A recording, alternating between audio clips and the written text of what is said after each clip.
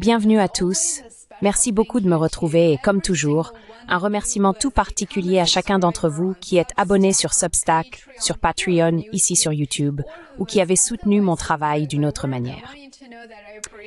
Je veux que vous sachiez à quel point j'apprécie chacun d'entre vous. J'ai des nouvelles choquantes à vous annoncer aujourd'hui. L'ancien président américain Trump a déclaré que les États-Unis tentaient de revenir en Afghanistan. Oui, vous avez bien entendu, et je vais vous passer l'extrait dans un instant. Dans un nouveau développement qui fait véritablement la une des médias mondiaux, l'ancien président des États-Unis a exprimé une ambition controversée, une ambition très controversée, de reprendre la base aérienne de Bagram en Afghanistan. Et la raison va vous surprendre. Il a fait cette déclaration lors d'une récente conférence de presse aux côtés du Premier ministre britannique Keir Starmer à Londres.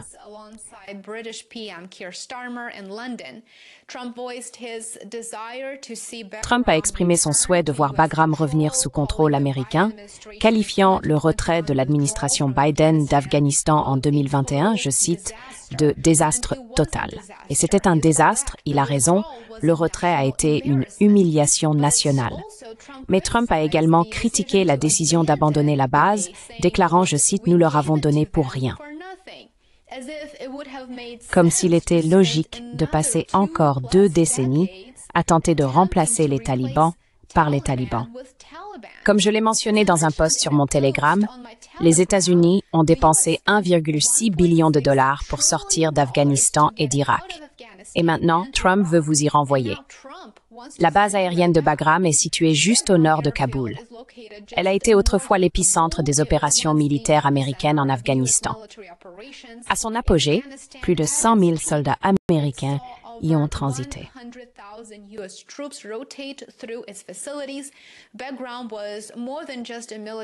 Bagram était bien plus qu'un simple centre militaire. Il est devenu le symbole de la campagne américaine de 2 décennies dans la région contre les talibans et Al-Qaïda. La base a été remise aux forces afghanes en juillet 2021, quelques semaines seulement avant le retrait militaire américain.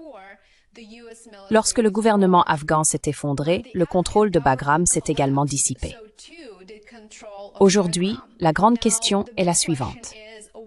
Pourquoi Trump veut-il Bagram et pourquoi souhaite-t-il y stationner à nouveau des troupes américaines? Voici pourquoi. Trump a mis en avant une nouvelle valeur stratégique pour Bagram, sa proximité géographique avec la Chine. Il a déclaré que la base se trouvait à 1 heure de l'endroit où la Chine fabrique ses armes nucléaires, faisant référence à des installations dans la région occidentale du pays. Il considère Bagram comme bien plus qu'un atout perdu. C'est désormais un contrepoids potentiel dans la compétition croissante avec Pékin. Voici l'extrait. Regardez.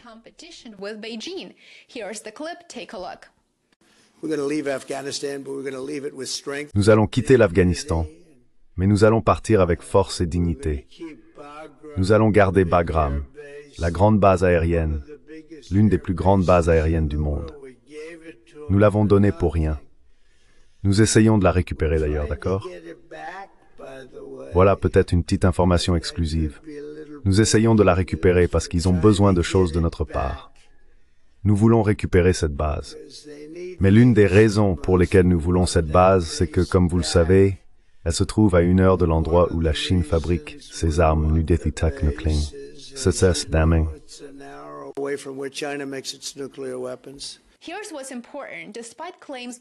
Voici ce qui est important. Malgré les affirmations de Trump, selon lesquelles la Chine pourrait s'être intéressée à la base, des images satellites et des enquêtes indépendantes, dont un rapport de la BBC, n'ont trouvé aucune preuve d'activité chinoise sur le site. La rhétorique de Trump reflète une réévaluation plus large des priorités américaines. Son intérêt pour la reconquête de Bagram n'est pas principalement lié à l'Afghanistan lui-même, mais à l'influence régionale et à ce que les États-Unis perçoivent comme une question de sécurité nationale à des milliers de kilomètres des frontières américaines. Mais la vision de Trump est loin de faire l'unanimité, notamment à Kaboul. Les responsables afghans ont rapidement réagi. Ils ont répondu dès le lendemain. Le jour suivant la révélation choc de Trump, un haut responsable du ministère des Affaires étrangères, contrôlé par les talibans, a publiquement rejeté l'idée d'un retour militaire américain ou de toute implication américaine en Afghanistan.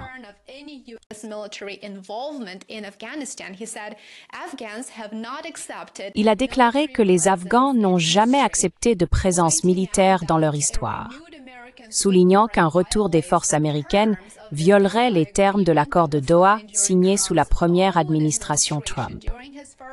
Les propos des talibans mettent en avant que si l'Afghanistan reste ouvert à des relations politiques et économiques avec les États-Unis, il n'autorisera pas le retour de troupes étrangères sur son sol. Le responsable a ajouté que la porte restait ouverte à de nouveaux échanges, tout en précisant clairement qu'un retour militaire était exclu. La Chine n'est pas restée silencieuse non plus. Elle s'est également exprimée. Le ministère chinois des Affaires étrangères a mis en garde contre une escalade des tensions dans la région, déclarant, je cite, « L'avenir de l'Afghanistan doit être décidé par son propre peuple ».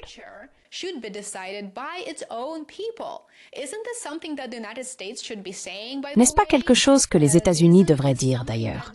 N'est-ce pas quelque chose que les États-Unis devraient soutenir, ne pensez-vous pas?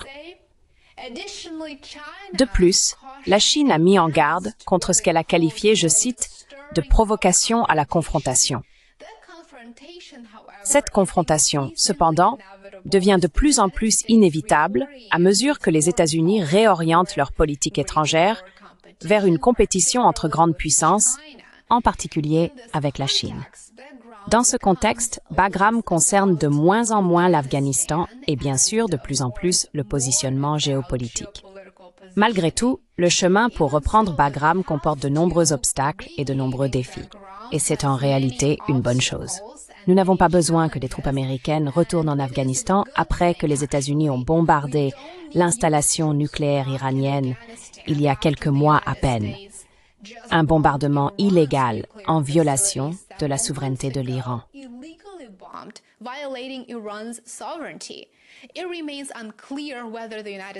Il reste incertain que les États-Unis négocient activement avec les talibans sur cette question.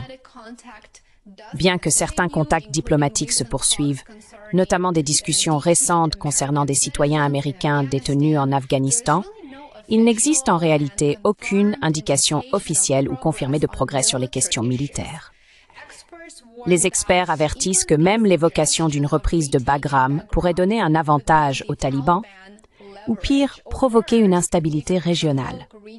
Sur le plan intérieur, les propos de Trump ont relancé le débat sur le retrait des États-Unis d'Afghanistan.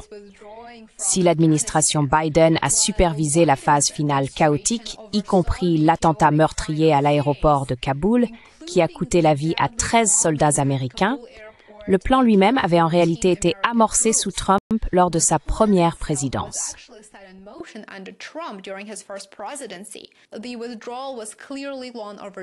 Le retrait était clairement attendu depuis longtemps, mais son exécution a été un véritable échec. Les critiques affirment que les deux administrations partagent la responsabilité, bien que Trump insiste sur le fait que sa propre stratégie consistait à conserver le contrôle de Bagram, précisément pour un avantage stratégique. Non pas pour la stabilité de l'Afghanistan, bien sûr, mais pour contenir la Chine. On dirait donc que Trump souhaite à nouveau la présence de soldats américains sur le terrain et qu'il veut utiliser l'Afghanistan comme un instrument régional contre la Chine. Pourtant, de nombreuses questions subsistent. Les talibans accepteraient-ils un retour des troupes américaines? Trump pourrait-il négocier un accord qui éviterait d'attiser les tensions avec la Chine dans la région? Et surtout, la question la plus importante sans doute, les États-Unis devraient-ils même tenter de rétablir une présence militaire en Afghanistan après une sortie aussi coûteuse et douloureuse?